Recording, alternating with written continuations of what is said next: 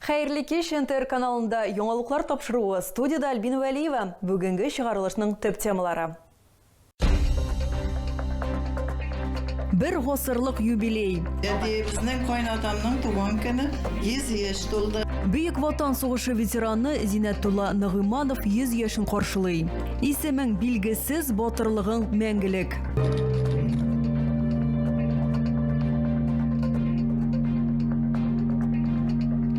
3 декабрда Россияда билгесіз солдат күні билгеләп үтелә. Тиешле тизлек сайламаган. Түбән Камада 4 машина катнашында авария теркәлгән. Хәрби көн күрештә дә, яу кырында да бик кирәкле бер. Волонтерлар солдатлар өчен исән калу беләзекләре үргә өйрәтәләр. Сәләтләрен күрсәттеләр. Шушындай мероприятиеләр, шундай чаралар күбрәк булсын иде. Геройларга хәтер тугры иҗади бәйгесеннән махсус репортаж. Сәясәт белән кызыксына, вакытлы матбугатны укып бара, җырларга ярата. Бөек Ватан сугышы ветераны Түбән Каманың мактаулы гражданины бүген зур юбилейын билгеләп үтә. Зиннәтулла Нығымановка 100 яшь. Мөхтәрәм шәһәрдәш гомер бәйрәмен балалар янәшәсендә каршылый. Юбилярны котларга шәһәр җитәкчеләре дә килә. Біздің қайнатамның туған күні 100 яш толды. Миңа бик шат. Икәүбезгә торабыз, ул миңа терәк. Biz ikəv turabız. Ул бик ягымлы, бик акыллы кеше, бик акыллы үтни. Зиннәтулла Нығымановның түшендә орден медальләр, әлеге костюмын мөхтәрәм ветеран иң зур бәйрәмдә 9 майда гына кия. Бүген дә сәбәбе шатлыклы. Түбән Каманың мактаулы гражданины 100 яшьлек юбилейын каршылый. Сәламәтлек, исәнлек, саулык, тазалык. Урында ятмаска, рәхәтләнеп, безне сөендерергә. Әтиләрен туган көне белән котларга балалары, оныклары кайта. Мәмдүдә апа белән Зиннәтулла абый 72 ел бәхетле гомер кичерәләр. Тормыш иптәше бакылыкка күчкәч, 4 ел элек ветеран Афанас авылына күченә. Хәзер килене белән яши. Тормышта юл табарга өйрәткәннәре өчен уллары әтиләренә рәхмәтле. Матур тормыш кырдылар бергә. Барыбызда белемле иттеләр. Суында ташыдык, идәнендә юдык, колхоз кырында Чигендер бәрәңгене утадык, аннары әти янында комбайнда эшләдек. Зиннәтулла абый 15 яшендә колхозда эшли, армияга 44 елда алына. 1951 елга кадәр Батумида, Новороссийскта, Севастопольда Кара диңгез флотында кече сержант дәрәҗәсендә хезмәт итә. Аннары 40 ел туган авылында комбайнчы булып эшли. Юбилярны котларга шәһәр җитәкчеләре дә килә. Яшәгез дә яшәгез, яме тагын. Икенче елга тагын килербез сезгә. Икенче елга тагын килербез сезгә. Кунакларны 2нче елга да чакырып калдылар. Уллары сөйләвенчә, әтиләре җырларга ярата. Тик бүген дулкынлануыннан тавыш беткән. Мөхтәрәм юбиляр сәясәт белән дә кызыксынып, вакытлы матбугатын да күзәтеп бара икән. Өлкәннәргә хас булганча якыннарының исемнәрен бутамый, ә алар аз түгел. 5 улы, 8 оныгы, 9 оныкчыгы бар. Гөлия Нигъматуллина, Булат Зиханшин, НТР яңалыклары. 3 декабрь билгесез солдат көне. Бу дат уңайнан җиңү монументында хәтер митинги узды. Анда дистәләгән кеше, шәһәр җитәкчеләре, махсус хәрби операциядә катнашучылар, ветераннар советы, студентлар җыелды. Алар батырларны 1 минут тынлык белән искә алдылар. Митингта нефтехимик истабарлар отрядына рәхмәт сүзләре яңгырый. Түбән Камалар сугыш барган кырларда эзләнү эшләре алып баралар. Хәтер вахтасында катнашалар. Алар тапкан экспонатлар музейда саклана. Тарихи вакыйга итеп билгеләнгән дата ил тынычлыгы өчен башларын салган сугышчыларның үлемсез батырлыгын мәңгеләштерү максаты белән үткәрелә. Искә алу чарасы монументка чәчәкләр кую белән тәмамлана.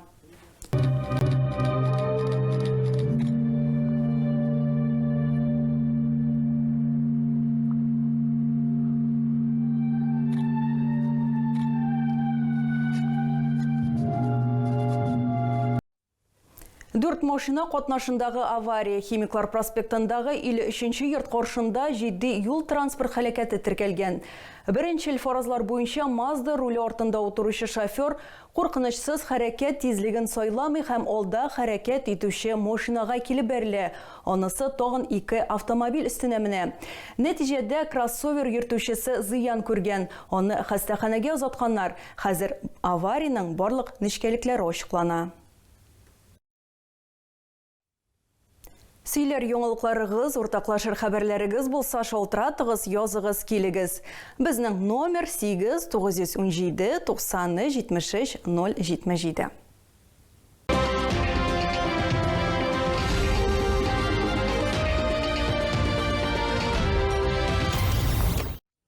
Һәр чорның үз батырлары бар. Бүген әлеге исемлеккә махсус хәрби операциядә катнашучылар, аларның гаилә әгъзалары һәм волонтерлар керә. Геройларга хәтер тугры иҗади бәйге нәкъ аларны берләштерә. Мирас мәдәният клубында конкурсның сайлап алу туры узды. Катнашучылар 8 номинациядә көч сынаштылар. Бу хакта алдагы материалда.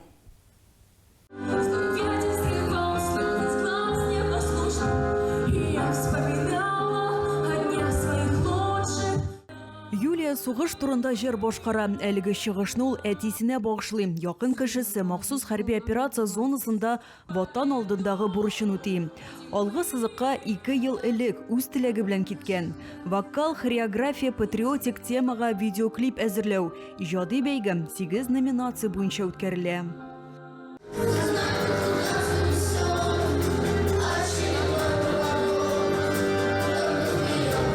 Хәрбиләр, аларның гаилә әгъзалары һәм волонтерлар геройларга хәтер тугры конкурсында нәкъ шулар катнаша. Рәхилә Корбангалиева ил сакчылары өчен мендәрләр тегә. Егетләр туган үй җылысын еракта да тыйсыннар дигән теләктә шәһәрдәш.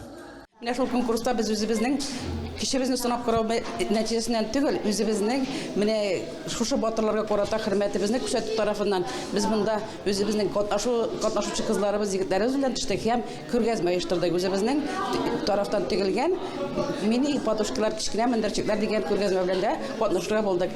Шушындый мероприятиеләр, шундый чаралар күбрәк булсын иде.